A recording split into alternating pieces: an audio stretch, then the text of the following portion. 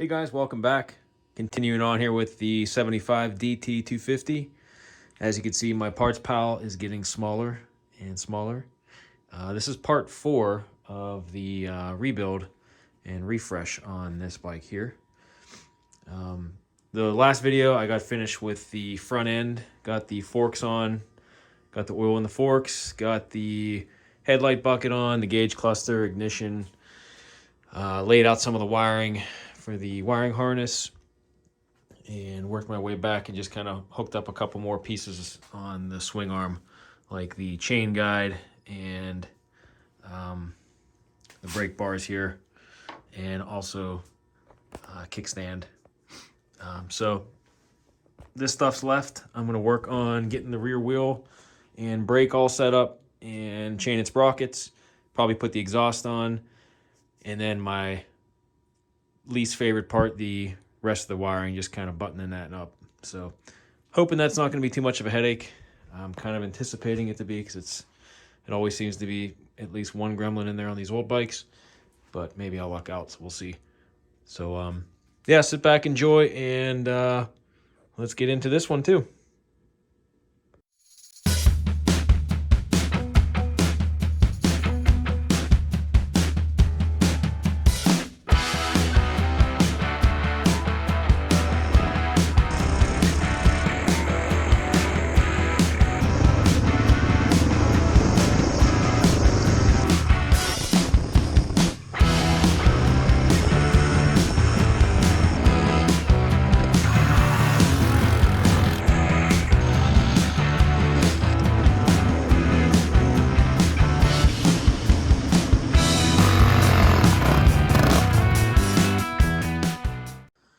All right, first things first, I'm going to knock off some of the glazing and the rust that's in this brake drum with some 600 grit. I'm going to use a little bit of sandpaper on the shoes as well. In case you're wondering, the hubs and the spokes are just very crudely painted with some Pour 15. Just brushed it on. I figured that the spokes weren't even worth trying to polish, so I was just gonna try to make it look as best as I could the way it is. This isn't a full restoration. I keep stressing that. And the hubs, I took a wire wheel in there and cleaned off as much as I could, a little whiz wheel, and got all the heavy stuff off. But I just brushed on the Pour 15. It doesn't look bad. Of course, it's not going to be like new, but it's just basically a better look than rusty brown. So, and plus this is a rider too, so it's not going to be a showpiece. So just a little trick in case you were wondering how I did that.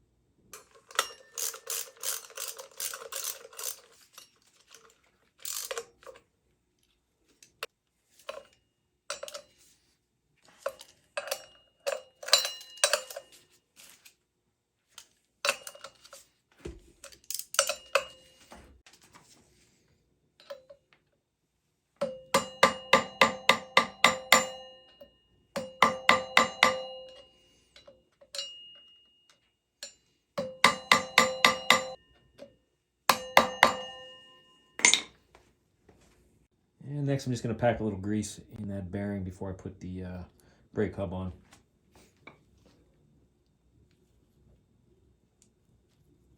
Put some grease on this side of the wheel bearing here too.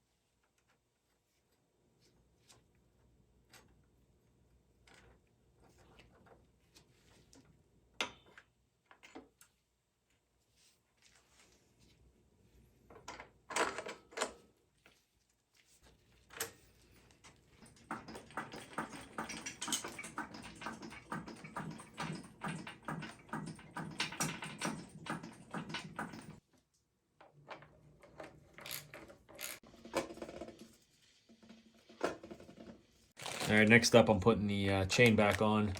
This is the chain that came on the bike. It was actually in really good shape. Didn't seem like it was stretched or anything.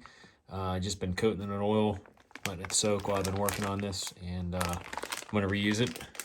Because as you can see, the rear sprocket's in really good shape too. This must have been changed before it was parked, so there's very little wear on it. So I'm gonna reuse this after cleaning it up with a wire wheel. Same with the front sprocket.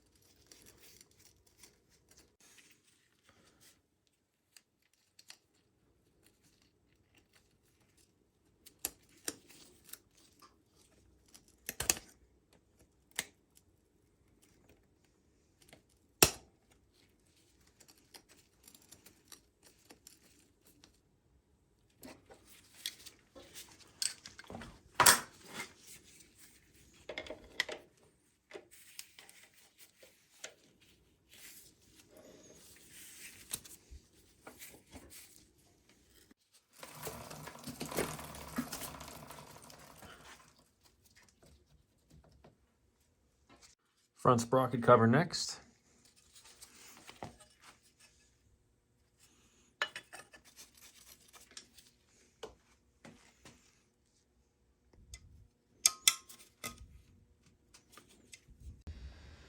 All right, next up I'm going to put together the turn signal mount,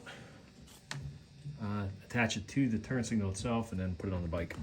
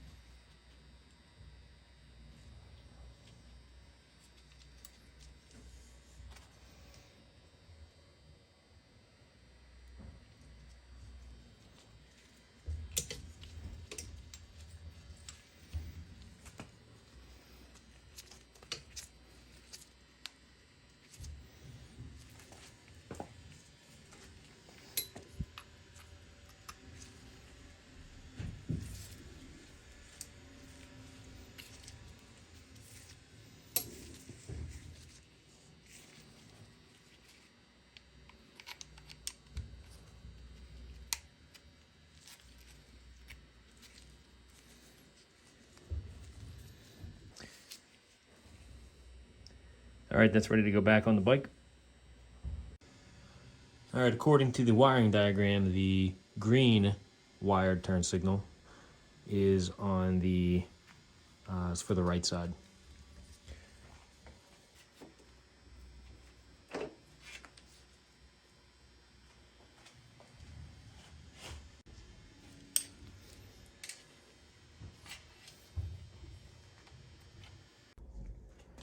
So I'm thinking the previous owner might have cobbled something together here with the wrong bolt, because they had removed the turn signal mounts and the turn signal, so I didn't have any of this stuff there before. So I think whenever they removed this, they had to make a spacer and use a longer bolt in there, which was throwing me off when I was putting it back together. So I'm going to try the one that came with the mount, and then try to hook up the exhaust mount with it and see how that fits. Yeah, it looks much better.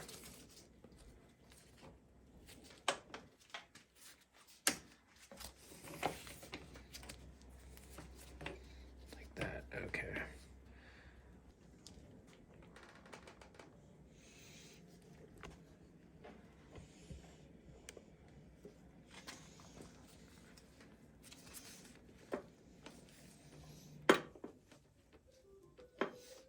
And next up, putting the header on.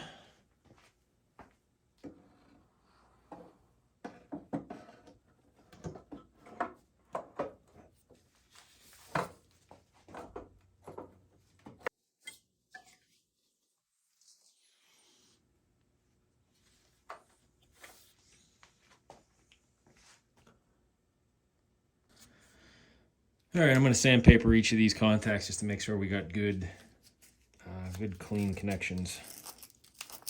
I don't want to do this again.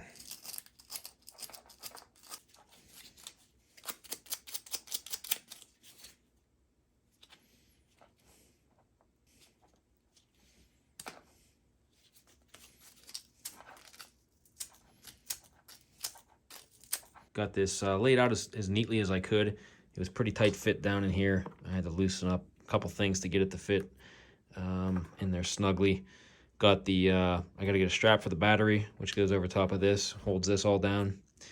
I got to make a wire for this connection here to go into here. For the negative end and the positive end, it's pretty straightforward. That's just going to go right into here once that's all said and done. I think I'm missing, there's a cover for this too. I think I'm missing. I'll have to see if I could source one of those at some point, but this will work for now. And I got this running through the rubber boot that's under there that kind of holds this all together. I got to get a strap or a zip tie or something on here once I'm ready to put the tank on.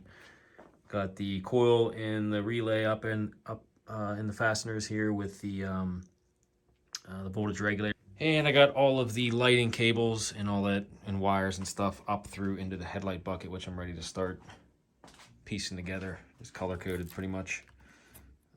Not a big deal, but tight fit. And then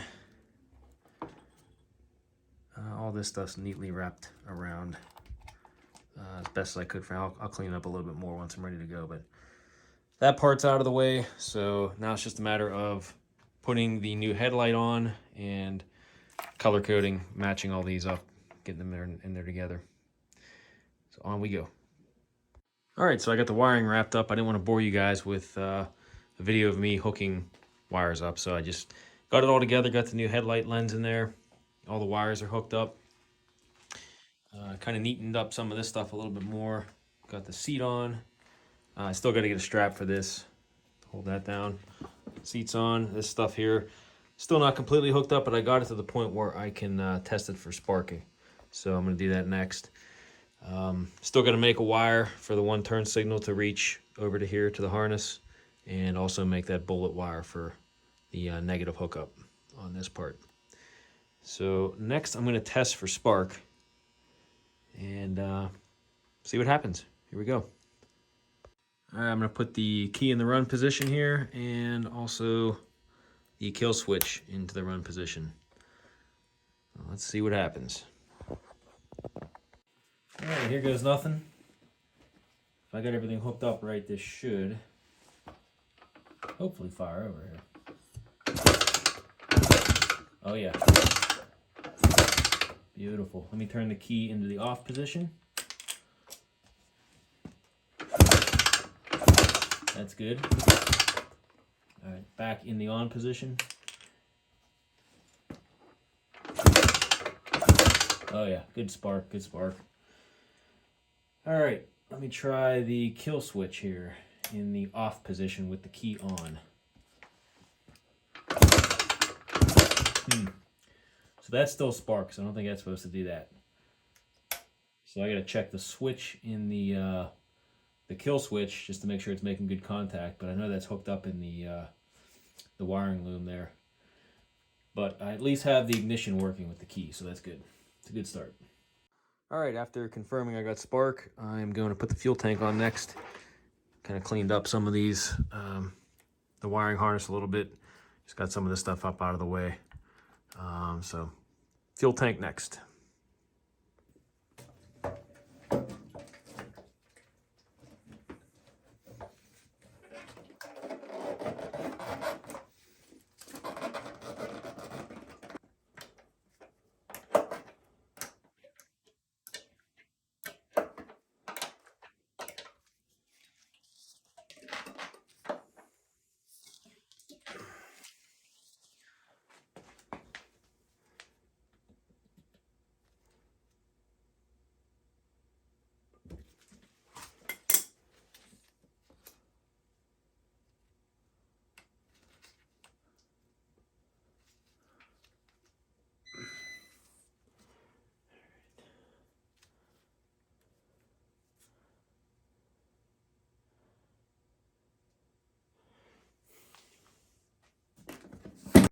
I'm gonna come back and revisit this stuff after I get the wires and stuff made up, but for now, I'm just gonna put the seat back on,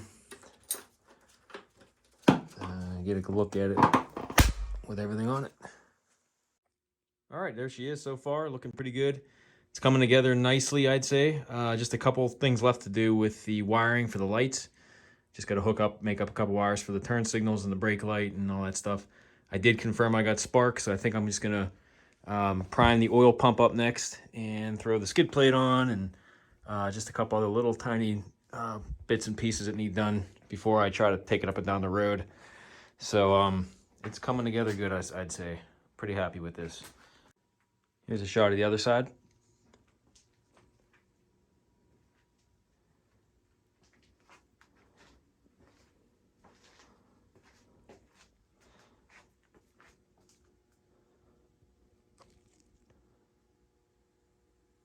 Next up, I'm going to prime the oil injection pumps. I'm going to fill it up with some Yama lube.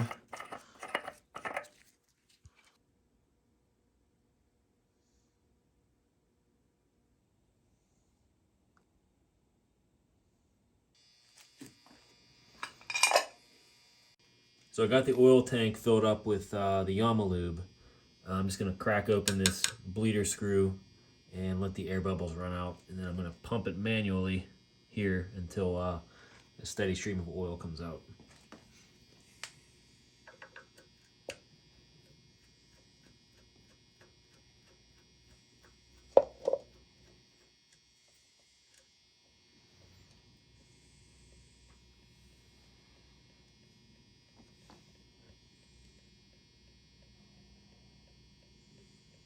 All right, after bleeding it, I put the screw back in and actually took the tube out of the carburetor to test it.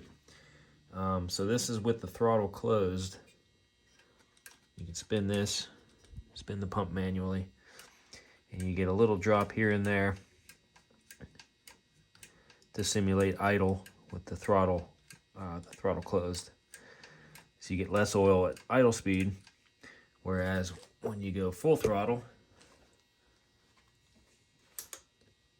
and spin this, I should see a lot more oil coming out of here.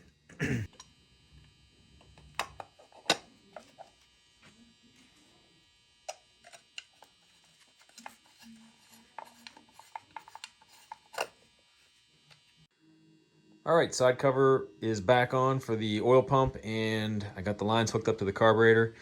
Probably gonna run a couple of tanks of premix in the tank as well, just to make sure that that pump is working correctly and all the air is purged out. So next I'm gonna check the gear oil, which is right here, and it calls for, I think it was 1,000 cc's of oil. So I did fill that up before I stripped the bike down. And I had it running last fall before I decided to do the refresh on it. So it should be pretty good. I'm going to check the level now.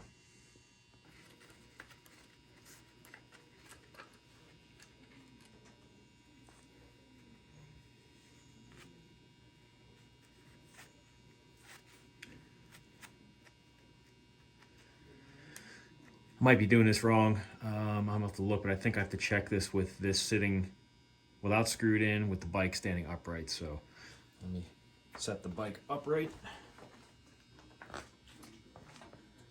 And just lay this in the top,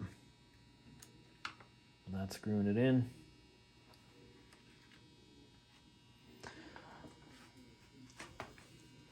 You got plenty of oil on there still, so that's good. So we're good. I think the next step is to put a little more fuel in the gas tank and try to fire it up. All right, so I topped off the fuel and checked all the fluids and everything oil-wise. We got the Yama lube in, we got spark. I'm gonna try to start this for the first time, so here we go. Ignition on, kill switch on, gas on. As you can see, it's stone cold. Here we go.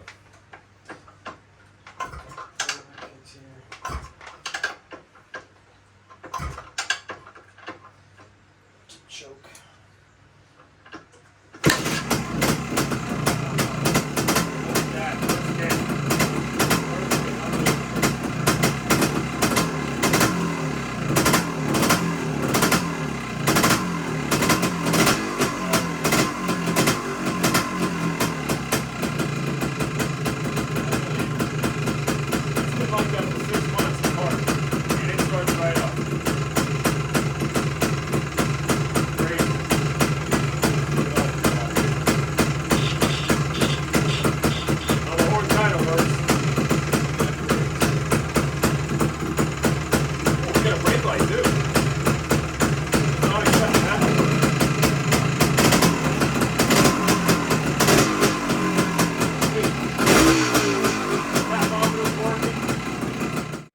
right, so I'd call that a win. Got the thing running on the first kick.